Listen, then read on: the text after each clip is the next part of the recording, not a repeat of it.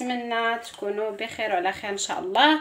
اليوم جبت لكم واحد الوصفه زوينه بزاف، زوينه للبنات اللي عندهم حب شباب واللي عنده هذوك الاطراس كحلين ديال الحبوب وديال البقع السوداء، المهم اللي تيكونوا في الوجه. هذه زوينه بزاف، كنتمنى تجربوها ان شاء الله. عندنا هنا شوفان، هانتوما كتشوفوا شوفان كيفاش داير. دابا هاد الشوفان غنطحنوه، هنا فيه 3 معالق كبار، غنطحنوه ونوريكم الطريقه. المهم انا رجعت معكم هنا، راه طحنت داك الشوفان طحنتو. دابا غادي ندير غنهضر بمعلقه كبيره باش تشوفوا معايا. هنا عندنا بحال هكا على حسب، غندير 3 كبار، نديرو انا واختي ما يخسرش. هنا عندنا نشا، غنديرو معلقه كبيره ديال النشا بحال هكا، وغادي نديرو غندير 2 معالق ديال العسل، 2 معالق ديال العسل ها هو،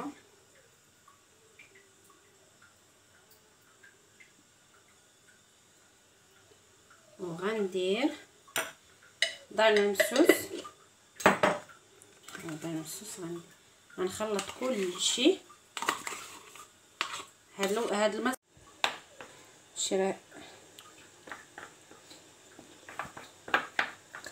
المهم البنات، ها هي الوصفه ديالنا موجوده. هاد الوصفه كنتمنى تجربوها ان شاء الله، كنتمنى تعجبكم ودعموني وديروا لي لايك شجعوني باش ان شاء الله نعطيكم ما عندي، نبقى نحط لكم الجديد ان شاء الله. المهم هاد الوصفه هكا كتجي زوينه بزاف ومفيده، راه كتعرفوا الشوفان الفوائد اللي فيه زوين بزاف بزاف بزاف.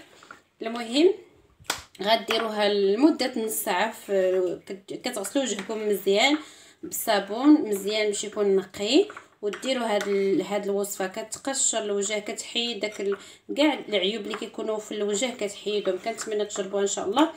وها نتوما نبقى نوريكم شويه هنايا باش تشوفوا كيفاش ديروا لها بحال هكا في الوجه ديالكم بحال هكا، وتخليوها تتنشف تقريبا نص ساعه بحال هكاك تتنشف مزيان، وبقاو ديروا لها بحال هكا. ملي تبغيو تحيدوها تبقاو ديروا بحال هكا بشويه على الوجه ديالكم بحال هكا حتى كتحيدوها كامله، وكتغسلوا بالماء يكون سخون شويه دافي، ومن بعد كتغسلوا بالماء بارد باش داك المسامس اللي تحلوا يتسدوا. من بعد ملي تسالوا من هاد الوصفه ان شاء الله تغسلوا بالماء سخون، ومن بعد تبعوا ليه الماء بارد. كنتمنى تعجبكم ان شاء الله، وكنتمنى تجربوها وتردوا عليا الخبر في التعليق ان شاء الله يا ربي.